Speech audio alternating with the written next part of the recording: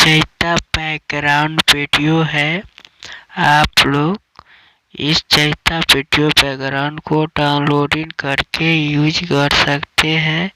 आपको no copyright आपको नहीं मिलेगा, गारंटी के साथ कहता हूँ। अगर दूसर वाले चैता है, अगर बैकग्राउंड डाउनलोडिंग करिएगा उसको क्या करता है, कॉपीराइट ट्रैक मार देता है। इसलिए हम लोग किसी बंदे को देते हैं बैकग्राउंड वीडियो, किसी को कॉपीराइट ट्रैक नहीं मारते हैं। आप इसको आसानी से डाउनलोडिंग करके यूज कर सकते हैं। आप कमेंट करके बताइए मैं किसका कैसा बैकग्राउंड लेके आऊँ चैता का। आप कमेंट करिएगा तभी मैं लेके आता रहूँगा।